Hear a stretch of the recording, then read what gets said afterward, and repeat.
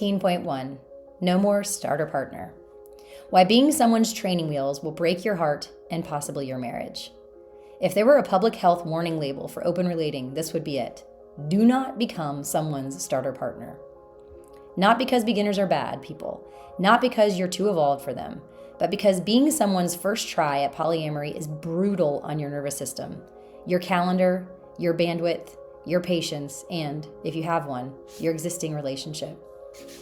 Every poly elder I know has learned this the hard way, and almost every beginner, without meaning to, leaves a trail of tiny emotional explosions behind them while they figure themselves out. It's not intentional, it's not malicious, it's simply inevitable.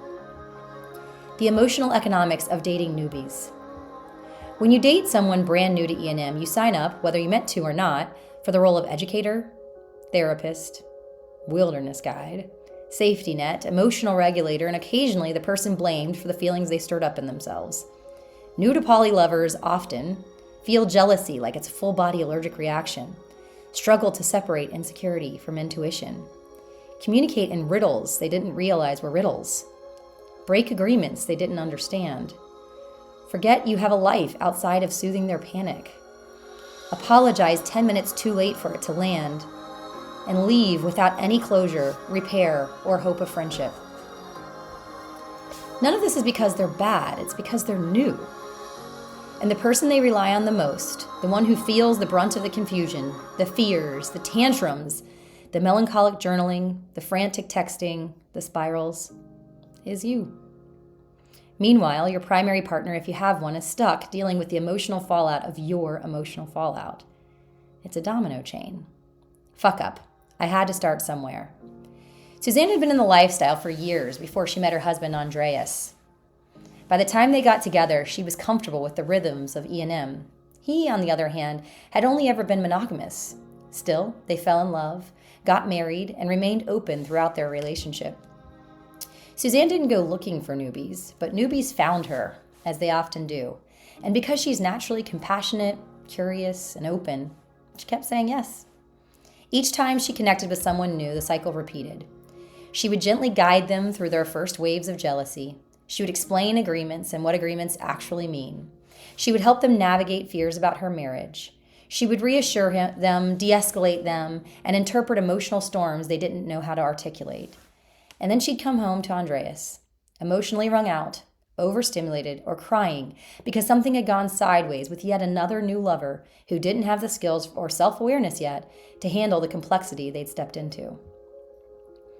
Andreas wasn't angry about the polyamory. He wasn't jealous. He wasn't threatened. He was just exhausted. He didn't sign up to be collateral damage in someone else's learning curve. Eventually, something had to give. Suzanne realized that she wasn't just dating new lovers, she was dating their entire emotional learning process. And Andreas was paying the price for the constant instability. It wasn't sustainable for anyone. Why starter partners fall apart. The starter partner pattern is dangerous because the expectations are mismatched. The newbie's learning. The experienced person is managing. The primary partner is absorbing. No one actually gets what they signed up for. The newbie wanted fun exploration. The experienced person wanted ease. The primary partner wanted peace. Instead, the newbie panics, spirals, or overattaches. The experienced partner becomes the emotional safety instructor. The primary partner becomes the emotional sponge. 3 paper cuts, 3 kinds of resentment, mismatched experience levels, and mismatched emotional capacities. The myth of the starter girlfriend. There's a term floating around E&M spaces of the starter girlfriend. It's usually said with a nervous laugh by someone who hasn't realized they're admitting something awful. I'll date someone casually while I figure this out, and when I'm really ready, I'll find my real partner. But the starter girlfriend doesn't know she's the starter girlfriend.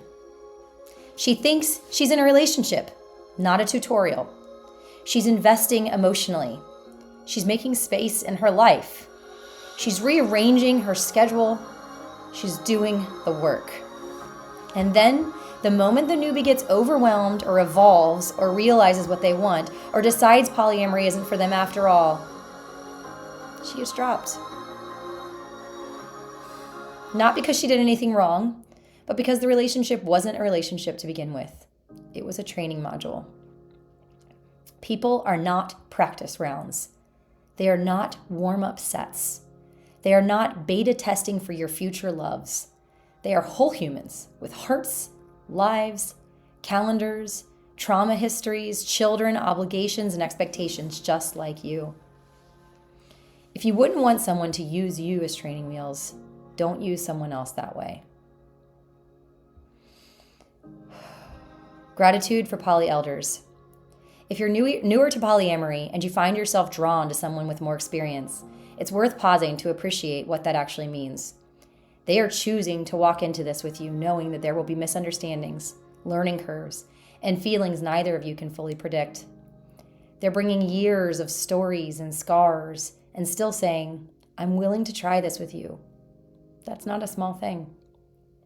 At the same time, if you're more experienced, it's okay to be honest about your own limits. It's okay to say things like, I don't have a lot of capacity for intense NRE right now. I can't be someone's only guide through their first year. I'm happy to connect, but I need us to move slowly while you're still figuring out what you want. This isn't gatekeeping, it's relational self-care. The point is not, don't date beginners. New people bring curiosity, freshness, and a willingness to question old assumptions. The point is to be honest with yourself and with them about what you both need and what you both have to give.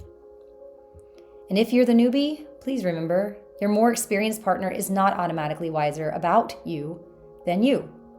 One of the most common mistakes I see and have made is deferring so completely to the poly elder that you override your own intuition. You tell yourself, they've been doing this longer, they must know better, even when your body is quietly saying, I'm not okay. Experience gives perspective. It does not make you the authority on boundaries, your pace, or your heart. You are still allowed to ask for reassurance, to move slowly, to opt out and say, I'm not ready for that yet. Fuck up. Let's share our bed. Rochelle was dating Michael, and she was so excited about the relationship. They had fallen in love, and this was one of her first poly relationships.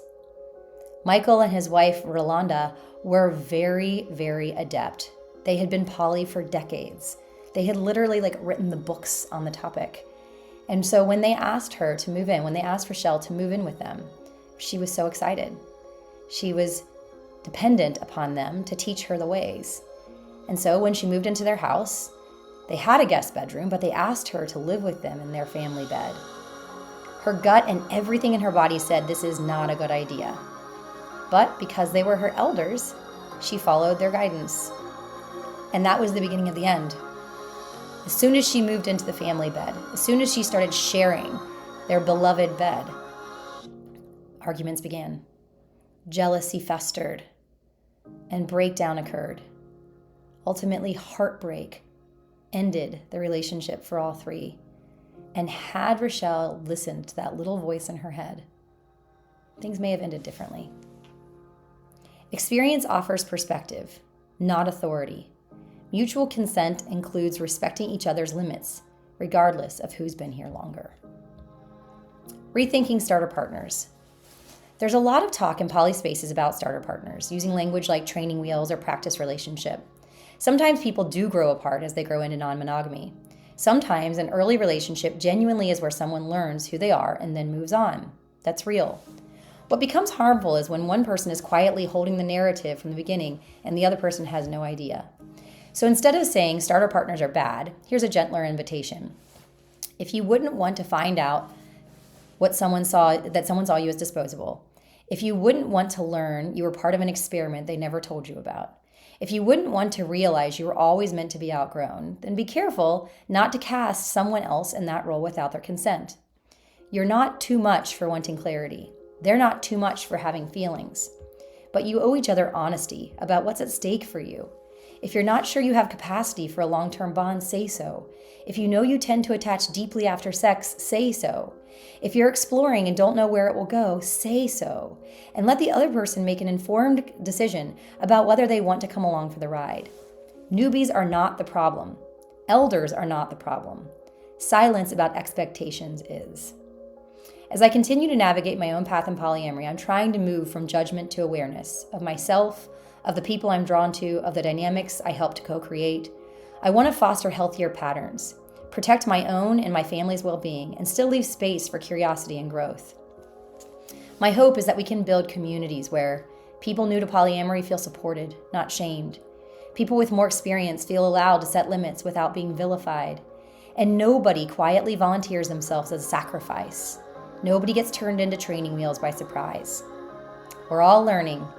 Let's create spaces where everyone, new and seasoned, feels valued, respected, and understood, and where we hold each other with enough honesty and compassion that no one has to carry the burden of being someone else's secret starter girlfriend ever again. Takeaway: experience gaps don't make anything wrong, but pretending they don't exist creates quiet harm. Be honest about capacity on both sides.